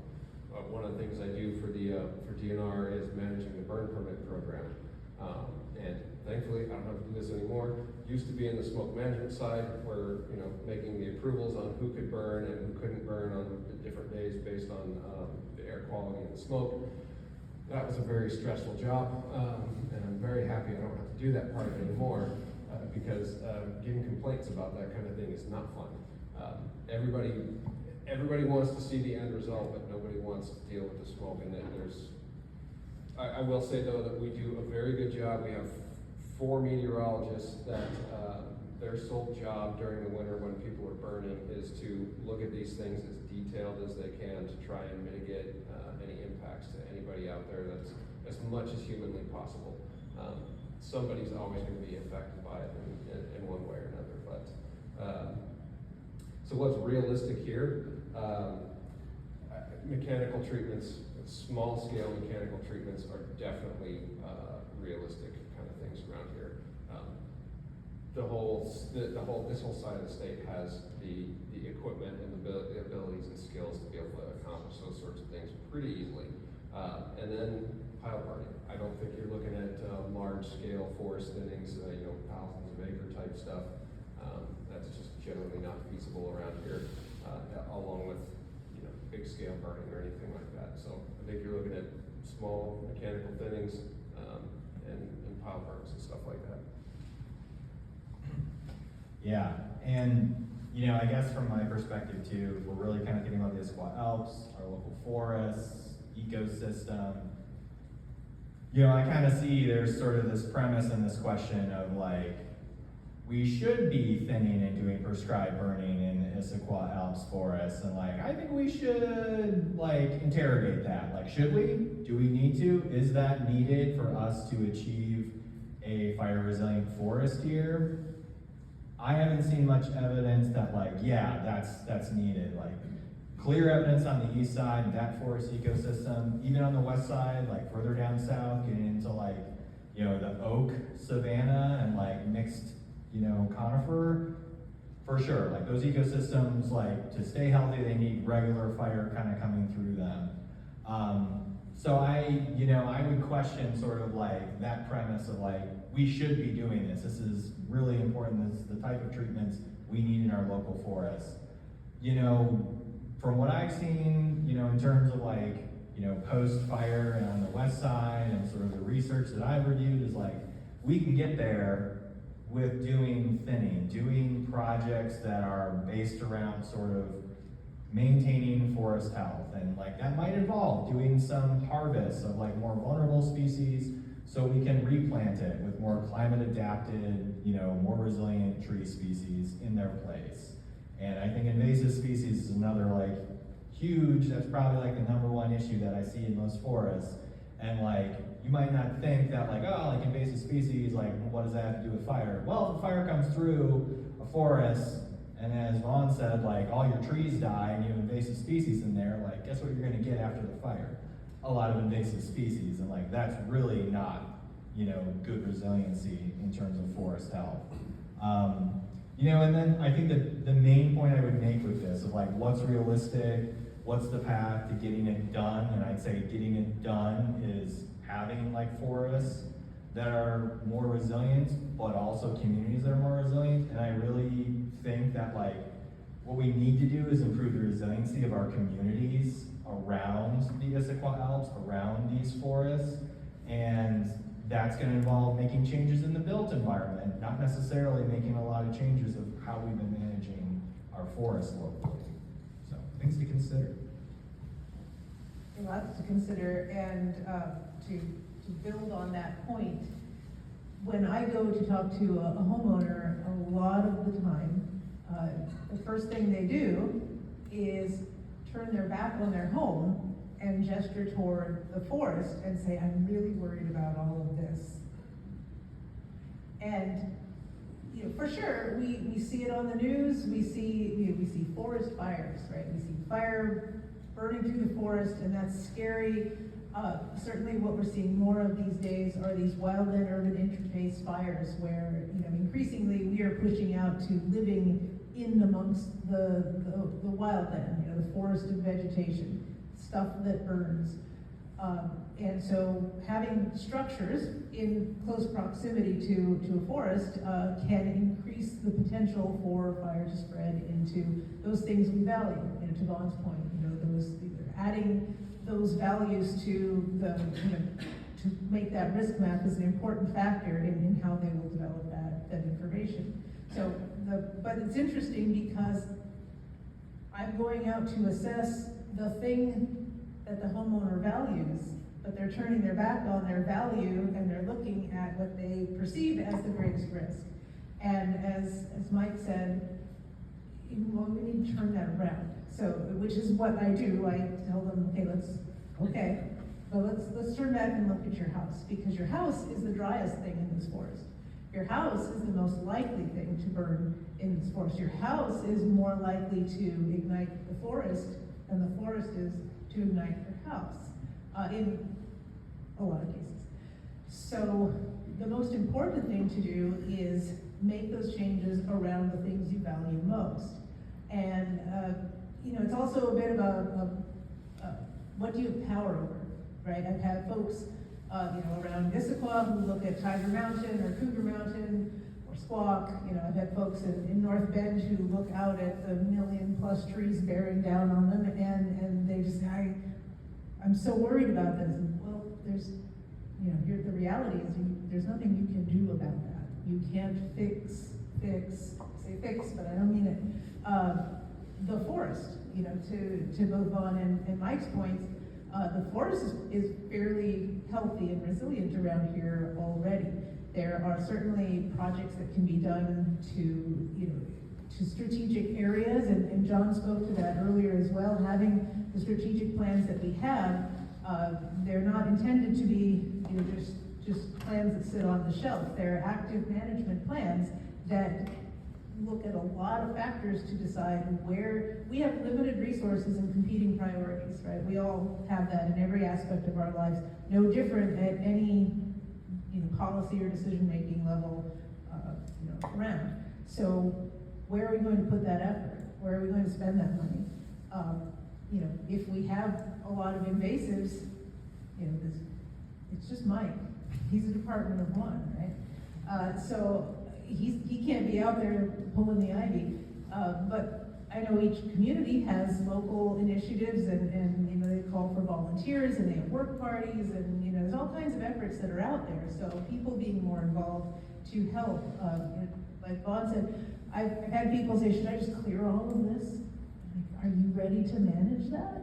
Because if you clear it all, you're gonna remove the most resilient and wildfire resistant structures, the trees, and all that you're gonna get back is a ton of brushy stuff that will readily burn in a fire. And you're gonna have to manage that, so, you know, not loving that idea for myself. I don't know about other folks, but most folks aren't too keen on it either.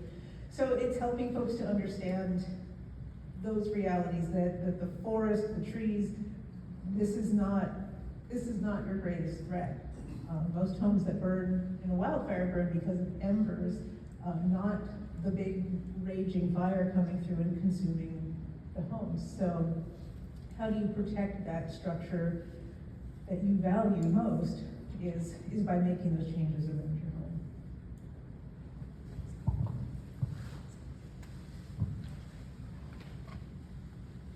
All right. What is the most impactful step a resident can take to reduce wildfire risk? And if someone leaves tonight and does one thing, what shall it be?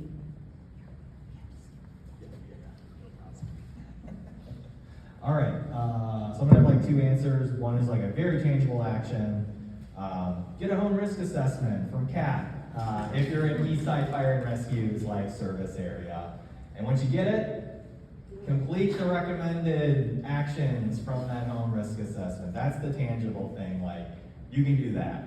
CAT is super friendly and super knowledgeable, she's gonna help you out. The second thing is sort of like a more intangible and like internal thing. I would ask folks in terms of like, leave tonight, do one thing. What I'm gonna ask is like, really consider and like remember this and think about it when you see something on the news about wildfire, you read about something in the paper, and it's this. Wildfire is not the problem. The problem and challenge we face is that our communities are vulnerable to wildfire. Wildfire is not the problem. It's us. We're not well adapted to living with wildfire. Wildfire is always going to be here. We're going to do our darndest to put them out and prevent them from getting into your community. But like, why are we having to do that? It's because we haven't adapted yet to living with wildfire, with living with that reality of like, this is a natural hazard. It's always been here. You know, it's probably always going to be here. We have to change. And like, consider that when you see something on the news. It's always really exciting and, you know, oh my gosh, and oh, look at those firefighters. Remember, the wildfire is not the problem. It's those vulnerable communities that haven't yet prepared or adapted to living with wildfire.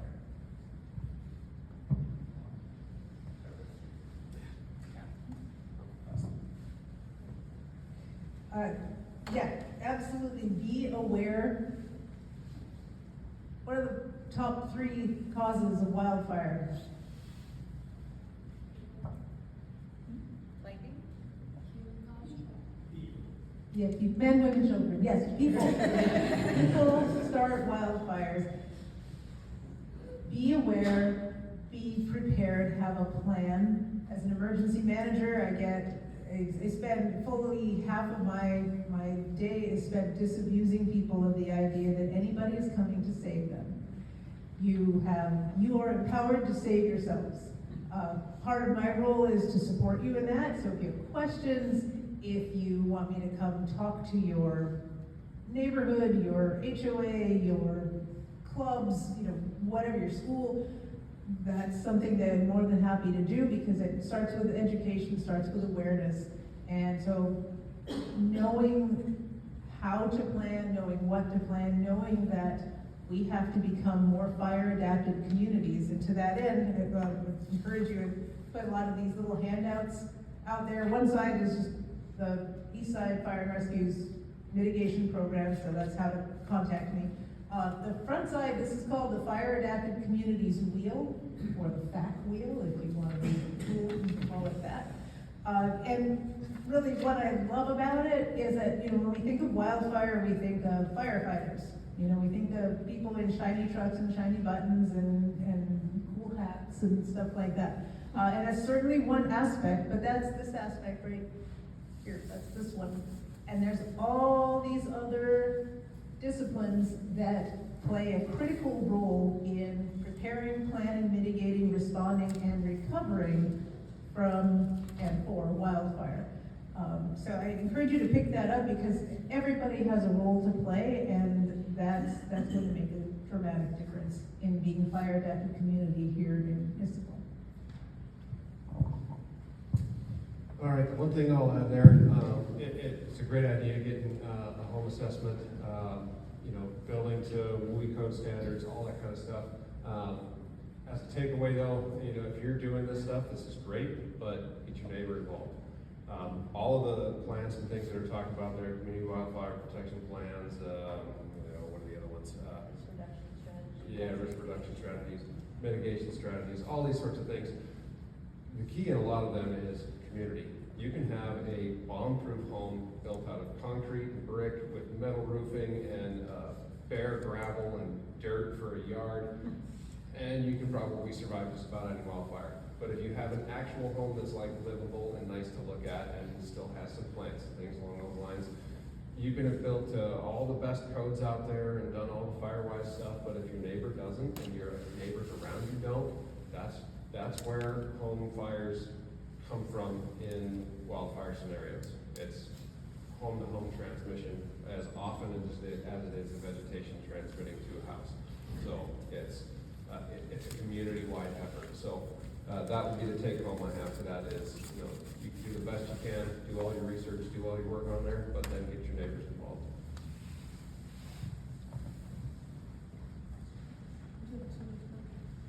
All right, well, we have 2 questions from the audience.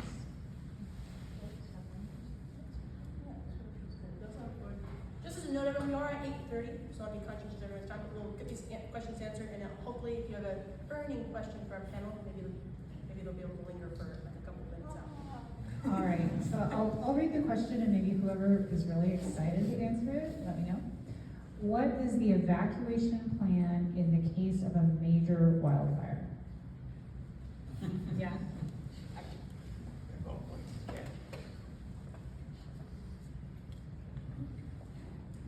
Who's excited? That's your plan, to be honest, and that's not to be flippant, but evacuation during wildfire is something that we do some level of planning for, but there's some challenges to it in that we don't know where the wildfire will be. So I get a lot of people when I go to their homes, they say, well, how should I evacuate if there's a wildfire? I say, well, how do you leave now? There's nothing different about your road system when a wildfire occurs, except possibly some of those roads won't be available to you. So the very first thing for you to do is to be very aware of your own situation. Are you in one of those one way in, one way out situations? We tend to build a lot of those kinds of communities around here. So especially if you're in that kind of scenario, the first thing that you should do before you even go home, if you haven't already, is sign up for Alert King County, because that is your one and only official way of getting notified of an emergency in your area. So that's a critical step because we utilize the Ready, Set, Go evacuation model. So you may not get a ready notification and a set notification. You might just get a go notification. It's just kind of dependent on some of the unpredictabilities of fire. We do our best. The county doesn't. The county is the one that issues those, with some exceptions. So when it comes to evacuation, have a plan. Have an evacuation plan that involves your vehicle. That's the most direct. Have a secondary, a backup plan is if you can't get out with a vehicle, do you know a safe route to go on foot? I've talked to homeowners who have a creek or something on their property, and they have kayak there. We've got kayaks. We're going to take her. Okay. Bicycles and so forth. I've had people say, well, there's a service road. There's the DNR road with the gate on it, the county road with the gate on it, PSE, utility corridor or something. There's a gate. You guys are going to open that gate, right? No, we're not coming to open any gates. It's not our priority in a wildfire to open gates. We might not even be able to. Well, that's not true, we can, but it's not something that we have the personnel to do. Any guesses on how many firefighters are on duty in Issaquah at any given time? 3? I heard 3, I've heard 5. It's actually more than that. You have roughly, including battalion chiefs and medics and so forth, you have about 15 folks. So that's, think about the population of Issaquah versus that number. And law enforcement, you're kind of roughly, similar proportions. So those emergency responders during an emergency have a much different focus than helping any individual person evacuate. So they really rely on you to be prepared for that. That said, you're not just left to your own devices. If there's an official evacuation, there will be notification, there will be as much direction as possible. But again, signing up for those alerts is how you're going to get a lot of that notification. Are forests owned by or managed by logging companies typically fire resilient? Any takers on this question? They are fire resilient in certain ways. Weyerhaeuser, Sierra Pacific, Green Diamond, they have a lot of lands out here. And they typically manage them to about a 4-year, 60, sometimes an 80-year rotation cycle. So for the first couple of years after harvest, they're usually pretty fire resistant at that point in time because there's just nothing on the ground. Once those trees are about 15 feet tall, there's very, very, very little sunlight that hits the ground, and so the forest floor stays pretty damp. And they're relatively safe in those situations up until they go through their thinning. Once they thin the canopies out a little bit, we get some sunlight getting down to the forest floor. Some of the trees start coming down, so they get a little bit more debris on the ground. So it depends basically what stage they're at, but they can be. They're no more or less resilient than the native forests that are relatively untouched, I would say. Anybody else? All right, well, thank you everyone for joining us this evening. A special thank you to our keynote speaker and our panelists for sharing their expertise with us. And as we close tonight's program, I want to extend our sincere thanks to Director Kaler, Vaughn Cork, Mike Lasecki, and Kat Robinson for their time and insights. And to all of you for being here and your continued commitment to protecting the Issaquah Alps. Issaquah Alps Trails Club invites you to continue engaging with our work and joining future events that celebrate and protect our shared landscapes. Thank you. I hope everyone has a wonderful evening.